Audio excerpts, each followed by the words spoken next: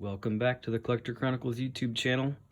Today we have a special presentation, something pretty historic, pretty rare compared to some of the other stuff that we've looked at. These are epaulets, U.S. Army infantry epaulets from the 1830s, 1840s. This is actually the specific type of thing that I collect, the time period, pre-Civil War U.S. Army. You'll see a lot of things on this channel that I have, but I don't necessarily collect per se.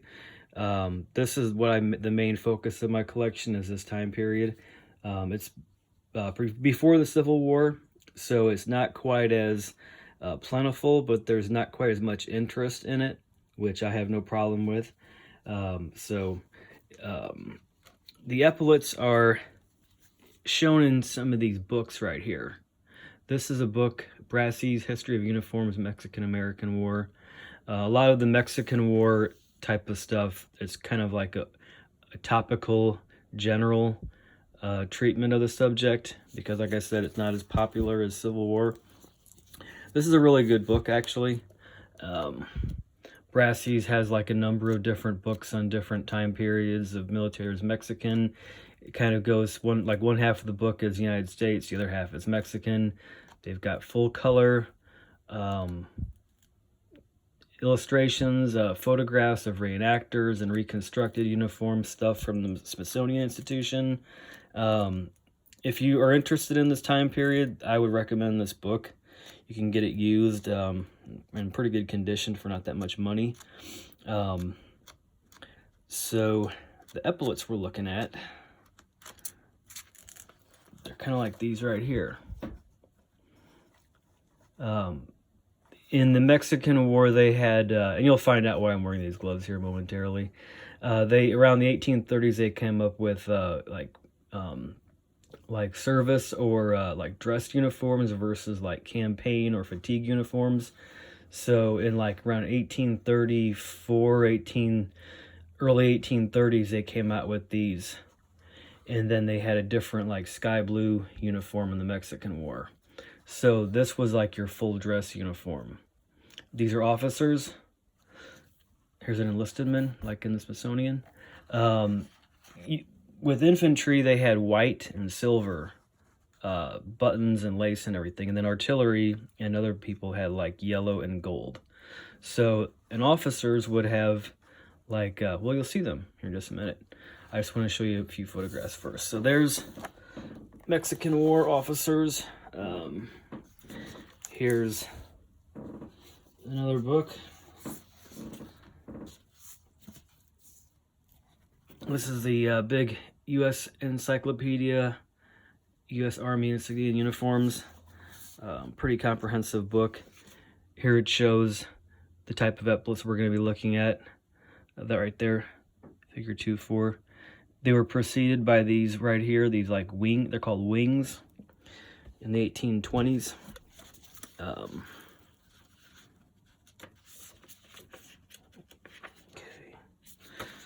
that's a picture of the wings, so okay. And then one more illustration of this time period uniforms. This was a series of illustrations put together in the 1880s.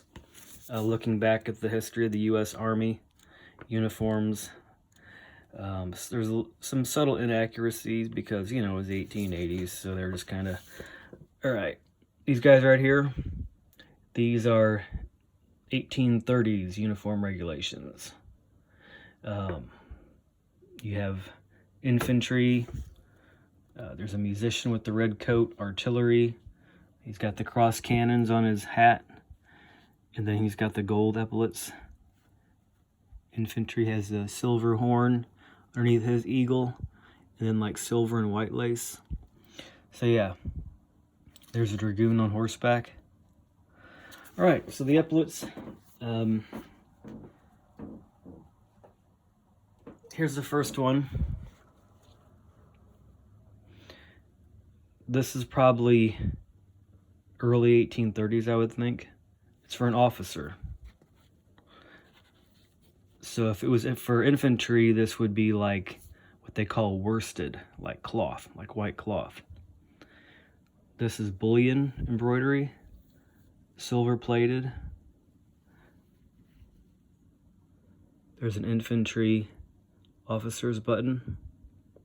The I for infantry, silver plated.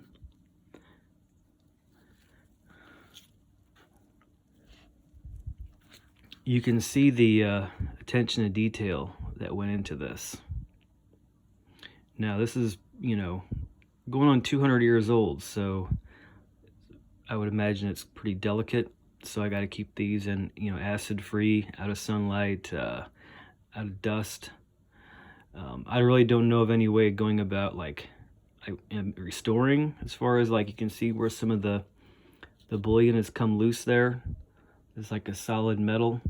Sometimes you'll see these where they have like sequins and elaborate embroidery in there to make up this design. There was no set pattern. Officers would buy their own stuff. So, you know, there's from all different variations of, you know, just this basic pattern. And you'll see that in a minute, there's a different one. So I'm going to flip it upside down. Okay.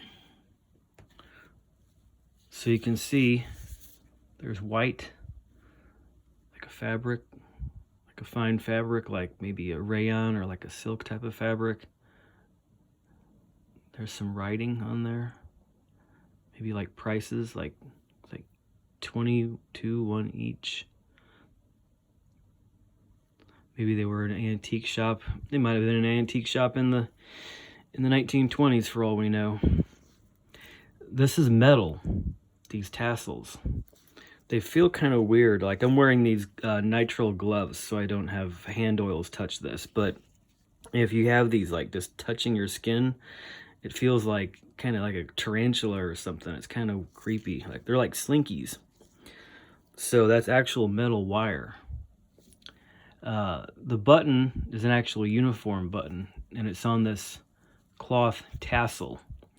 I've seen these with this tassel, this really long tassel like this before.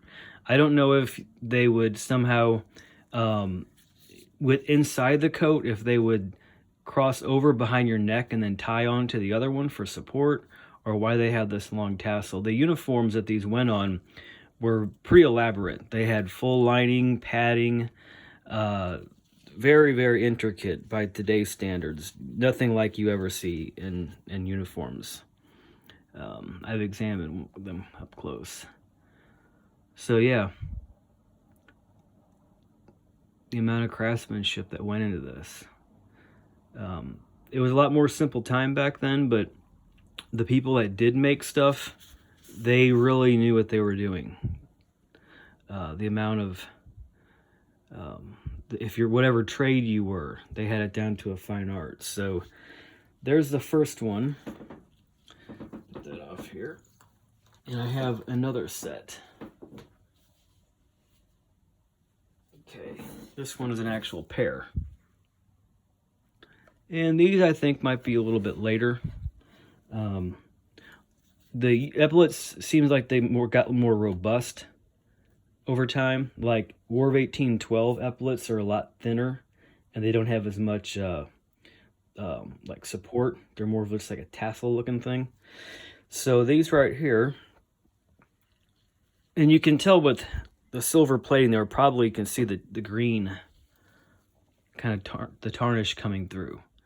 So these were probably like a copper or brass wire or some type of metal that was electroplated, the same way like you know, silver plate cutlery is, like spoons and everything are.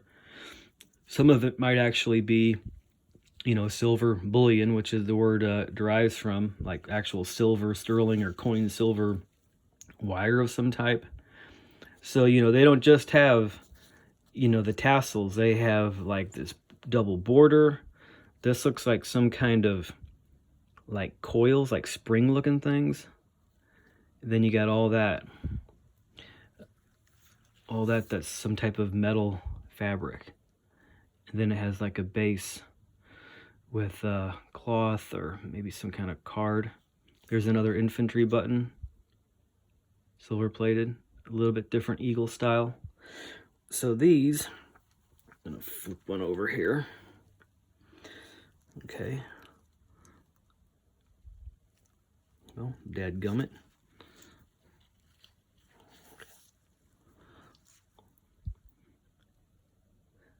Instead of cloth, they have what they call like a Moroccan leather backing. There's like a zinc or some kind of metal backing too. It's probably like a steel, like a plate that everything is built around. So what's interesting is that really old, like kind of crude left. There's a left and right. And when you look at them, they look pretty much identical. So I don't know why you would need a left and a right if they were somehow at an angle of some type on your shoulders. I mean, let's see, J. Earl Jr. and Company, Boston. So that's pretty cool that they have the maker name on there, because that can give us somewhere to go as far as researching it. Sometimes you'll see similar epaulets that are like British, English. So, you know, I collect US stuff. So I definitely, I'm happy that it has the maker mark on there. I've seen this type of configuration before on epaulets. So I don't know if this hooked onto something and slid down your shoulder. But the other one is same condition, but I do have the button right down there. Okay. So the button that goes on there isn't really how it's held on. That's just for decoration. And I guess I can take these gloves off. Okay. So there's the button. It's a standard cuff button. Seminole War, Mexican War era. And what they did is they removed the back. Looks like they cut it out. It was like a 3-piece button, and they cut the whole back off, and then they soldered on this post that's threaded, and that screws right on there, like so. And then the other one, that eagle, that button, that is a smaller version, cuff version of this 1-piece button, which is late 1820s, mid-late 1820s. See? Best plate. Actually, that epaulet button is a pretty tough button to find, so I kind of wish that it wasn't on the epaulet. I want another one. Okay, so, and while we're looking at that, there's the infantry officer button, and there's an artillery version, gold-plated. Some of these are imported from England. A for artillery. AW Spies. That's a British maker. They did a lot of swords too. Rich, with some stars. And there's its little companion. I like having cuff and coat size versions of buttons like this. These are pretty desirable buttons. Like more desirable or more rare than Civil War buttons of this type, but not as collectible. There's the back. And I have artillery versions of this button here. I got these. I was gonna sell these, but knowing my luck, if I sold them, then I'd run into a pair of epaulets really cheap that were gold, and then I wish I had kept them, so I might just hang on to them. So these right here, these are a little bit different. These were on these things right here.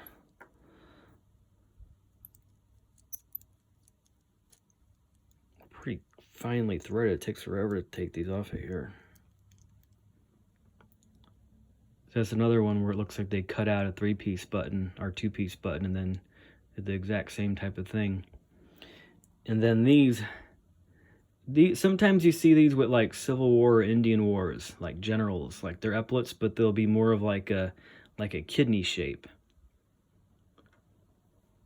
So, yep. Okay, John Earl. Let's see what's up with John Earl. I think I found it. This is the American military buttons, makers and dealers are back marks and dates. If you're going to have the Alberts, that blue book you'll see me use sometimes, this is a companion book to it. There's also a red version of this that might be like a later version. So this is an indispensable book to have if you're into metal detecting or anything. So it's alphabetical. John Earl. Okay. There's a John Earl in Birmingham. Then there's a John Earl Jr. and Company, which is what we're looking for probably. Boston, 139 Washington Street. Merchant tailoring firm from 1830 to about 1896. May have been the John Earl Jr. of New York City, who was listed there as a merchant from 1819 to 1830. The firm advertised from 18... Navy tailors. John Earl, Boston. So it's giving examples of that back mark on buttons that are in that button book. Courtesy William Lay. Huh, that sounds familiar. I think I know that guy. So yeah, there's the maker. So I think that's pretty much everything. There's the epaulets. You don't run into them very often. I kind of like infantry more than anything. So I did years ago have original cuff, like the lace, the buttonholes for the cuff, and like a collar. Someone had torn off a uniform, and I regret selling them.